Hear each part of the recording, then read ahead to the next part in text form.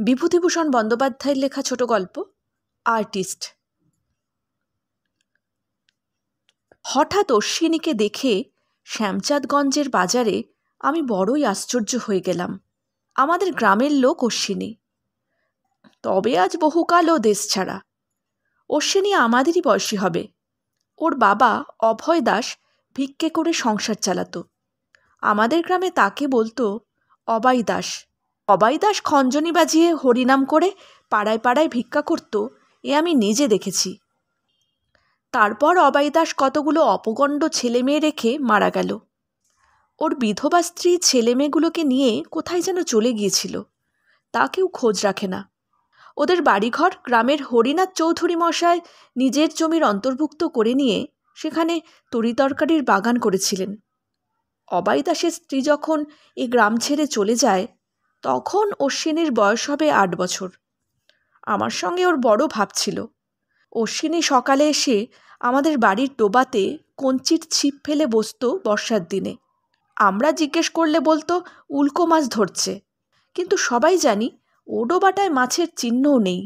আর অশ্বিনীর ছিপেও না আছে সত্যিকারের সুতো, না আছে সত্যিকারের বড়শি। তারপর 16-17 বছর চলে গিয়েছে, অশ্বিনীকে ভুলে গিয়েছিলাম। ইতিমধ্যে আমার বাবাও মারা গিয়েছিলেন।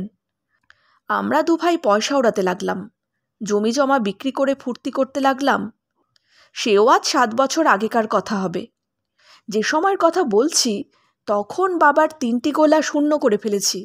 অর্ধেক ব্রহ্মোত্তর সম্পত্তি মৌরসি দিয়েছি বা বিক্রি করেছি। মায়ের গয়নাগাটি প্রায় সব বন্ধক পড়েছে।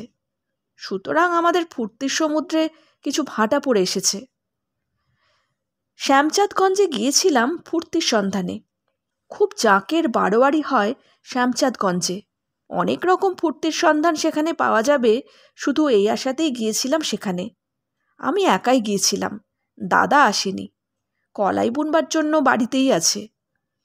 হঠাৎ অশ্বিনীকে এতদিন পরে দেখে ভারী অবাক হয়ে গেলাম। অশ্বিনী আমাকে বললে, চিনতে পারেন বাবু? তুই তো অশ্বিনী, অবাই দাসের ছেলে। ঠিক ধরেছেন। এখানে কি মনে করে? যাত্রা শুনতে। যাত্রা শুনবেন? কিসে এলেন? তুই আপনি আজ্ঞে করে কথা বলছিস কেন রে অশ্বিনী? ভুলে গেলি নাকি আমাকে? না বাবু, এতকাল পরে দেখা। এখন আপনারা বড় হয়ে গিয়েছেন, এখন কি আর ছেলেবেলার মতো কথাবার্তা আপনার সঙ্গে শোভা পায়? এখন আর সেটা ভালো দেখায় না। কি করছেন আজকাল? বাড়িতেই থাকি। তা আপনাদের ভাবনা কি? জমিদার মানুষ, কাকা বেঁচে আছেন? না, বাবা আজ 8-9 বছর হলো মারা গিয়েছেন। আমাকে দাঁড় করিয়ে অশ্বিনী কোথায় যেন চলে গেল। অল্পক্ষণ পরে এসে বললে, চলে আসুন আমার সঙ্গে। ও কি, মদ? ভালো জিনিস, আসুন। আমি বিস্ময় সুরে বললাম, হ্যাঁ রে, সে কি? তুই অবাই দাস বোষ্টমের ছেলে, তোর বাবা হরিনাম না করে জলও খেত না, তুই মদ খাস? আমাদের কথা বাদ দে, আমরা তো উচ্চনে গিয়েছি। অশ্বিনী হেসে বললে, চলুন বাবু। এখনও সব খাবো না। আসরে ভিড় হয়ে গেলে জায়গা পাবো না বসবার। এখানে আমাকে চেনে কে? কেউ খাতির করবে না। বসবার জন্যে কোনো ভাবনা নেই বাবু, সে ভার আমার ওপর রইল। না, তুমি আমাকে মাপ করো। আমি এই বিদেশ বিভুঁয়ে এসে মদটা খাবো না। মা বাড়ি থেকে বেরোবার সময় বারণ করে দিয়েছে। মাইরি বলছি। আচ্ছা, তবে খাবারের দোকানে আসুন, খান কতক সিঙাড়া খাবেন, চলুন। খাবার দোকানে বেশ খানিকটা দেরি হয়ে গেল। এদিকে আমি খেতে খেতেই দেখছি আসর লোকে ভর্তি হয়ে গেল। সেখানে আমার মতো বিদেশি লোককে কেউ বসতে জায়গাও দেবে না। অশ্বিনী বড় গোলমাল বাঁধালে দেখছি। অশ্বিনীকে কথাটা বলতে সে হেসে বললে, কেন ভাবছেন বাবু? আমি যখন আছি তখন আপনি নির্ভাবনায় থাকুন। খুব ভালো জায়গায় আপনাকে না বসিয়ে দিতে পারি, তবে আমি অবাই দাস বৈরাগীর ছেলে নই। অশ্বিনীর এই আশ্বাসবাণীতে আমার কিন্তু ভরসার উদ্রেক হলো না বিন্দুমাত্র। ও নেশার ঝোঁকে দায়িত্বহীন আবোল তাবোল বকছে। ওকে কে বুঝবে এত বড় আসরের মধ্যে? আজ এত কষ্ট করে এত দূরে যাত্রা শুনতে আসা দেখছি নিরর্থক হয়ে গেল। কি হাঙ্গামা বাঁধালে অশ্বিনী। অশ্বিনী আমার হাতে দুটো পান এনে দিয়ে বললে, খান, আমি জামাটা গায়ে দিয়ে আসি। আরও দেরি করবে অশ্বিনী? আমার আজ আর যাত্রা দেখা হলো না, না হয়তো জুতো খাবো আপনার কাছে। সে চলে গেল। আমি নিরুপায় হয়ে সেই পানের দোকানের সামনে বসেই রইলাম। কারণ তখন আমার একার কর্ম নয় এত বড় আসরে ভিড় ঠেলে ঢুকে জায়গা করে নেওয়া। যখন ও আবার ফিরে এলো তখন আসরে কনসার্ট বাজনা শুরু হয়ে গিয়েছে। দেখি ও বেশ সেজে গুজে এসেছে। গায়ে একটা মটকার পাঞ্জাবি, মাথায় একখানা চাদর পাগড়ির মতো করে বাঁধা, দিব্যি ফর্সা ধুতি পরনে। ও কি বিষয় কর্ম করে তাও জানি নে। একবার জিজ্ঞেস করতে ইচ্ছে হলো। ওর পেছনে পেছনে আসরে ঢুকলাম। যেখানে যাত্রার দল বসে কনসার্ট বাজাচ্ছে সেই ফটকে জন কয়েক ভলেন্টিয়ার দাঁড়িয়ে ফটক পাহারা দিচ্ছে। অশ্বিনী গিয়ে সেই ফটকে দাঁড়ালো। ভলেন্টিয়াররা ভাবলো আমরা যাত্রা দলের লোক। পথ ছেড়ে দিয়ে দাঁড়ালো একপাশে। তার একটু আগে প্রথম দফা কনসার্ট বাজনা থেমেছে সবে। এমন সময় একটা আশ্চর্য ব্যাপার ঘটল। দলের পাখোয়াজ বাজিয়ে হঠাৎ ফটকের দিকে চেয়ে অশ্বিনীকে দেখতে পেয়ে সচকিতভাবে পাশের ফুটুক বাজিয়েকে বললে, অশ্বিনীবাবু। কে? ওই যে অশ্বিনীবাবু। অমনি ফুটুক বাজিয়ে বাঁশিটা নামিয়ে রেখে আস্তে আস্তে অশ্বিনীর কাছে এসে হাত জোড় করে বললে, আসুন আসুন অশ্বিনীবাবু, আসুন। আপনি এখানে?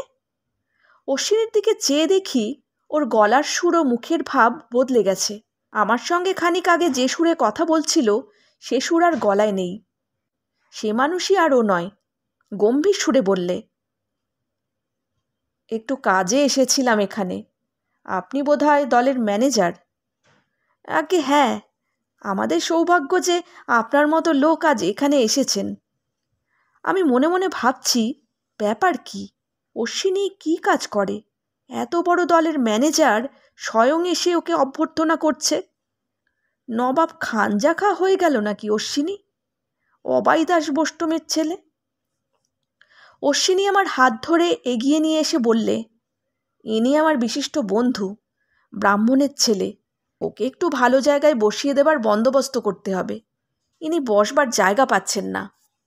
আমি লক্ষ্য করছি যাত্রা দলের বাজিয়েরা সকলে ওকে আঙ্গুল দিয়ে অশ্বিনীকে দেখাচ্ছে, আর সকলেই কৌতূহলের দৃষ্টিতে ওর দিকে তাকিয়ে, যেন কি দুর্লভ বস্তুর দর্শন লাভ আজ ঘটেছে ওদের ভাগ্যে। ভাবখানা এইরকম।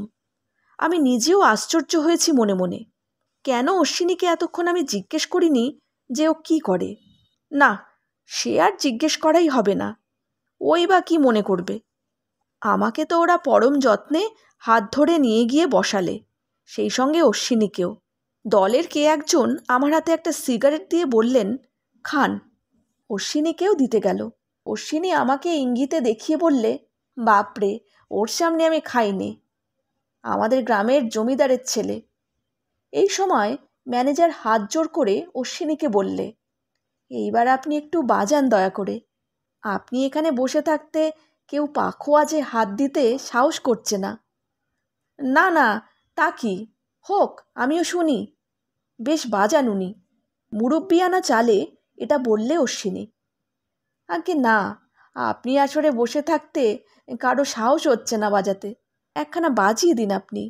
পাখোয়াজ বাজিয়েও একবার হাত জোড় করে এসে বললে, আপনি আমাদের গুরুস্থানীয়, মাতার মণি। আগে আপনি এখানে থাকতে বাবু আমাদের কি যন্তরে হাত দেয়া সাজে? অশ্বিনী মৃদু হেসে, তাও মুরব্বিয়ানা চালে আগেকার সে অশ্বিনী যেন আর নেই, পাখোয়াজ ধরে এগিয়ে নিয়ে গিয়ে বসল। কানে কানে কথা ছড়িয়ে পড়ল চারিদিকে। সাজঘর থেকে পর্যন্ত যাত্রা দলের লোক এসে ফটকের কাছে জড়ো হয়ে কৌতূহলে অশ্বিনীর বাজানো দেখতে ভিড় করলে। বাজনাও বটে অশ্বিনীর। বাপের বিষয় উড়িয়ে ফুর্তি করবার সময় গান বাজনার দিকেও একটু আধটু মন দিয়েছিলাম। খুব বেশি না বুঝলেও গান বাজনা সম্বন্ধে নিতান্ত অর্বাচীন নই। পাখোয়াজ ধরে অশ্বিনী যখন ঘা দিতে লাগলো তখন যেন মনে হলো গুরু গুরু শব্দে মেঘে গর্জন হচ্ছে কোথাও আকাশে। মেঘে মেঘে তার ধ্বনি, ধ্বনি থেকে প্রতিধ্বনি। আসর এক মুহূর্তে জমে গেল। স্তব্ধ হয়ে গেল লোকজনের কোলাহল। সবাই উৎসুক নয়নে চেয়ে দেখছে। সবারই কানে গিয়েছে, এই যে লোকটা পাখোয়াজ বাজাচ্ছে, উনি অশ্বিনীবাবু স্বয়ং। লোকের দৃষ্টিতে কি ঔৎসুক্য, কি আনন্দ, মুখে কি সম্ভ্রম আর শ্রদ্ধা। আমি শিল্পী নই, কিন্তু ওস্তাদ শিল্পীর প্রতি এই মৌন শ্রদ্ধা আমার অন্তর স্পর্শ করলে আমি নিজেও গর্ব অনুভব করলাম যে অশ্বিনী আমার বাল্য বন্ধু। এতক্ষণ একে ভিখিরি অবাইদাস বোষ্টমের ছেলে বলে মনে মনে যে অবজ্ঞার ভাব পোষণ করেছিলুম, তার স্থান অধিকার করলে ওর প্রতি একটা গভীর শ্রদ্ধা ও বিস্ময়। এই বিস্ময়টা যেন আমি কাটিয়ে উঠতে পারছিলাম না। এই সেই অশ্বিনী, অবাইদাসের ছেলে, দোচালা ঘরে বাস করত, ভিক্ষে করে সংসার চালাতো ওর বাপমা।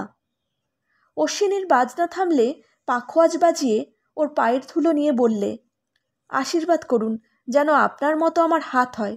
ম্যানেজার গদগদ কণ্ঠে বললে, সোনা দিয়ে বাঁধিয়ে রাখতে হয় হাত আপনার। দয়া করে একবার ডুগি তবলাটা। অশ্বিনীকে এতক্ষণ দুদিক থেকে দুজনে পাখার বাতাস করছে। আসরে বড় গরম। পাখোয়াজ বাজনাশ্রমে অশ্বিনী একেবারে ঘেমে উঠেছে। গ্রামের জমিদারের ছেলে আমি। ওর পাশে বসে নিজেকে নিতান্ত নগণ্য মনে করতে লাগলুম। পালা আরম্ভ হয়ে গেল। অশ্বিনী ওদের অনুরোধে বার কয়েক পাখোয়াজ আর ডুগি তবলাও বাজালে। ওস্তাদের হাত দেখলুম বটে ওর সমস্ত বাজনার মধ্যে। তৃতীয় অঙ্কের শেষে দুজনে বার কয়েক এলুম ফাঁকায়। অশ্বিনী বললে, বাবু, এবার একটু চলবে? না ভাই, আমায় অনুরোধ করো না। কি খাবেন? কিছু খাবো না, চলো একটু চা খাই। ওতে আমার মৌতাত থাকবে না, আপনি খান। আসরে ওরা বাজাতে বলবে, সাদা চোখে হাত খোলে না। আমি কৌতূহলের সুরে বললাম, অশ্বিনী, আজ বড় আনন্দ পেলাম। কতদিন তোরা গ্রাম ছেড়েছিস, তোদের কোনো সংবাদও পাইনি। তুই যে এত বড় হয়ে উঠেছিস তা আজ তোকে দেখেই। অশ্বিনী আমার পায়ের ধুলো নিয়ে মাথায় দিলে, বললে, চলুন কিছু খেতে হবে। তা হবে না, আমি তোমাকে আজ খাওয়াবো। তা কি হয়? আপনাদের খেয়ে তো আমরা মানুষ। আজ আমি খাওয়াবো আপনাকে। আমি যেদিন আপনাদের বাড়ি যাব সেদিন খাওয়াবেন আপনি। অশ্বিনীকে জোর করে খাওয়ালুম একটা খাবারের দোকানে সিঙ্গারা আর সন্দেশ। ও ছাড়লে না আমাকে খাওয়াতে। বাল্যকালের কথা, আমাদের গ্রামের কথা ও অনেক বলতে লাগলো। ওর মা আজ বেঁচে নেই। ছোট ভাইকে কোথাকার দোকানে কাজে ভর্তি করে দিয়েছে। কালনার কাছে গোপীনাথপুরে অশ্বিনী বিবাহ করেছে। শ্বশুরের কাপড়ের দোকান কালনা বাজারে। একমাত্র মেয়ে। শ্বশুর চোখ বুঝলে ও স্ত্রী সম্পত্তি পাবে। বললাম, বাজনা শিখলে কোথায়? ও হেসে বললে, ঝোঁক ছিল ওদিকে, ওস্তাদের দয়ায় আর আপনাদের আশীর্বাদে। বাবা ছিলেন গাইয়ে বাজিয়ে, তার সে গুণটা অর্চেচে আমাতে। ওস্তাদ পেয়েছিলাম যাত্রার দলের বড় বাজিয়ে দুর্লভরাম সাধু কাকে। তিনি আমাকে হাত ধরে শেখান। যজ্ঞেশ্বর নন্দীর কাছে তবলা শিক্ষা করি। আগে তা আপনার বাপ মায়ের আশীর্বাদে এমন সব ওস্তাদ পেয়েছিলাম যাদের এক ডাকে লোকে সবাই চেনে। পয়সাও রোজগার করি। কেন মিথ্যে বলবো? যেদিন যে আসরে ঠিকে বাজাবো 3 টাকা রাত, আর খোরাকি দুধ আর ওই যা বললাম মৌতাত, তা বায়না লেগেই আছে দাদাবাবু। খাওয়া দাওয়া আর সে আর আপনাদের সামনে কি বলবো, খাতিরও কিছু করে লোকে। এই ঘটনার পরে অনেক দিন হয়ে গিয়েছে, প্রায় 15-16 বছর হবে। অশ্বিনীর সঙ্গে আমার আর কখনো দেখা হয়নি। গত বৈশাখ মাসে একদিন বাইরের ঘরে বসে আছি। একটি গরিব স্ত্রীলোক একটি ছোট মেয়ের হাত ধরে আমাদের বাড়ির নিচে ভিক্ষে করতে ঢুকলো। আমার অবস্থাও যথেষ্ট খারাপ হয়ে গিয়েছে। যৌবনের সেই উদ্দাম স্রোত আমাকে এই শুষ্ক বালুচরে বসিয়ে কোন দিক দিয়ে যে নিঃশব্দে অন্তর্হিত হয়েছে তার সন্ধান আমি পাইনি। বেশ একটু পরে স্ত্রীলোকটি আধখানা কুমড়ো আর একটু চাল আঁচলে নিয়ে বাড়ি থেকে বেরিয়ে চলে গেল। আমার বড় মেয়েকে জিজ্ঞেস করলাম ডেকে, ও কে? ওকে তো কখনো দেখিনি। বড় মেয়ে যা বললে তার মোট মর্ম এই, ওরা ওপাড়ার গৌরদাস বৈরাগীর বাড়ি এসেছে। এই গ্রামেই আগে ওর শ্বশুরের বাড়ি ছিল। ওর স্বামীর নাম ছিল অশ্বিনী, যাত্রাদলে বাজনা বাজাতো। ওর স্বামী মারা গিয়েছে আজ 4-5 বছর, কিছু রেখে যায়নি, নেশাভাং করে সব উড়িয়ে দিয়ে গিয়েছে। কেউ কোথাও নেই ওদের। গৌরদাস ওই বউটার কীরকম ভাসুর, তাই ওদের আশ্রয়ে এসে উঠেছে। গৌরদাসেরও তো আবার অবস্থা খারাপ, কাজেই ওকে ভিক্ষে করে চালাতে হয়, নইলে আর উপায় কি? উপায় যে কিছু নেই তা নিজেকে দেখেই আজকাল বেশ বুঝতে পারি। সে কথা অবশ্যই আর বড় মেয়েকে বললুম না। বিভূতিভূষণ বন্দ্যোপাধ্যায়ের লেখা ছোট গল্প আর্টিস্ট এখানেই শেষ হলো। যদি আমার গল্প পাঠ আপনাদের ভালো লেগে থাকে, লাইক, শেয়ার, কমেন্ট আর সাবস্ক্রাইবের মাধ্যমে চ্যানেলটির সাথে অবশ্যই থাকবেন।